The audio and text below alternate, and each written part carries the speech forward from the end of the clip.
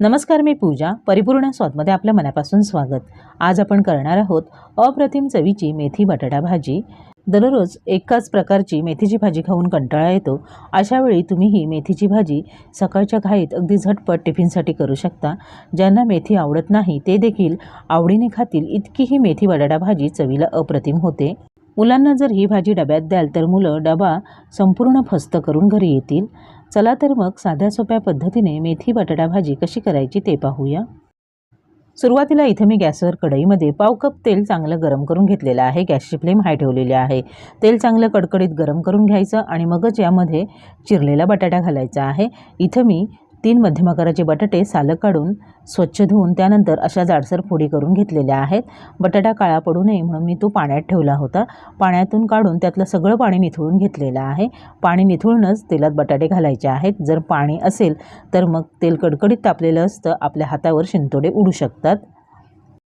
बटाटा आपण हाय फ्लेमवर हलका सोनेरी रंग येईपर्यंत किंवा 70% शिजेपर्यंत परतून घेणार आहोत. असे आपण बटाटे तेलामध्ये परतून घेतले म्हणजे भाजी अगदी झटपट तयार होते. फोडणीमध्ये इतक्या जाडसर बटाट्याच्या फोडी शिजायला थोडासा वेळ लागतो, म्हणून तेलात असा बटाटा परतून घेतला मग आपली भाजी फक्त 7 ते 8 मिनिटांमध्ये तयार होते. 4 ते 5 मिनिटं हाय फ्लेमवर मी बटाटे तेलात तळून घेतलेले आहेत बघा, आणि छान 70% शिजलेले आहेत. पूर्ण मऊ झालेले नाही आहेत. इतपतच आपण बटाटा तेलामध्ये तळून घ्यायचा आहे. पुढे भाजी आपण वाफेवर शिजवताना बटाटा अजून शिजला जाईल. बघा, आता इथे मी 30 कढई घेतलेली आहे. जास्तीचं तेल होतं ते मी काढून ठेवलेलं आहे. ते आपण दुसऱ्या भाजीला फोडणीसाठी वापरू शकतो. अर्धा टीस्पून राई घालायची. राई छान फुलू द्या. राई फुलून आली की मग आपण अर्धा टीस्पून जिरं घालायचं आणि लगेचच यामध्ये बारीक चिरलेला कांदा घालायचा. इथं मी 2 मध्यम आकाराचे कांदे असे बारीक चिरून घेतलेले आहेत. फोडणीसाठी मी 30 कढई वापरले. बटाटे नवीन आहेत म्हणून ते भांड्याला चिकटलेले आहेत. तेल कडकडीत गरम करून घ्यायचं आणि मगच बटाटे त्यामध्ये घालायचे आणि हाय फ्लेमवरच तळून घ्यायचे आहेत. आता आपण मीडियम फ्लेमवर कांदा मऊ होईपर्यंत परतून घेऊया. बघा, कांदा हलका मऊ झालेला आहे. आता आपण यामध्ये 1 टीस्पून आलं लसूण पेस्ट घालायचे आहे. इथं मी आलं लसूण किसून घेतले म्हणून ते तुम्हाला थोडंसं जास्ती दिसत असेल. आणि 1 कमी तिखट असलेली हिरवी मिरची घेतलेली आहे. आता आपण आलं लसूण पेस्ट आणि हिरवी मिरची 2 ते 3 मिनिटं छान परतून घेऊया म्हणजे आलं लसणाचा कच्चेपणा निघून जाईल. आलं लसूण परतून झालं आहे, त्यासोबत कांदा पण छान परतला गेलेला आहे. बघा, आधीपेक्षा व्यवस्थित मऊ झाला आहे आणि हलका सोनेरी रंग पण आला आहे. आता आपण यामध्ये बाकी साहित्य घालूया. पाव टीस्पून हळद घालायची आहे. अर्धा टीस्पून गरम मसाला किंवा गोडा मसाला घालायचा आणि 1 टीस्पून घरगुती लाल तिखट. तिखट तुमच्या आवडीनुसार कमी अधिक करू शकता. 1 टीस्पून धणे पावडर आणि अर्धा टीस्पून जिरं पावडर, दोन्ही मी एकाच वाटीत घेतलं होतं. आता आपण हे मसाले लो फ्लेमवर मिनिटभर परतून घेऊया. मसाले परतून झालेत. आता आपण तळून घेतलेला बटाटा यामध्ये घालूया. आता इथं मी बटाटे आधी तळून घेतलेले आहेत. तुम्ही आधी अशी फोडणी करून नंतर कच्चे बटाटे यात घातले तरीही चालतील. बटाट्याच्या फोडी मोठ्या आहेत. फोडणीमध्ये शिजायला थोडासा वेळ लागतो म्हणून ते मी आधी तेलात शिजवून घेतलेले आहेत. मग भाजी आपली झटपट आवरते. बटाटे अर्धवट शिजलेले आहेत. हलक्या हाताने मसाल्यांमध्ये मिक्स करून घ्यायचे, नाहीतर ते कुस्करले जातील.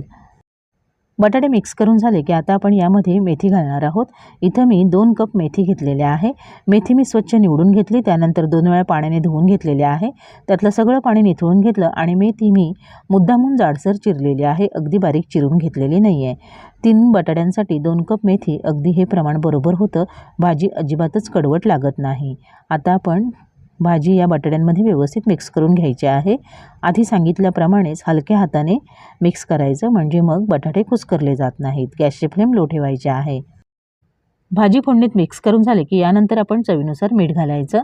भाजी फोडणीत मिक्स करून घेतली म्हणजे मग ती आळली जाते आणि मग मिठाचं प्रमाण जास्ती होत नाही, म्हणून आधी भाजी फोडणीत मिक्स करायची आणि मगच चवीनुसार मीठ घालायचं.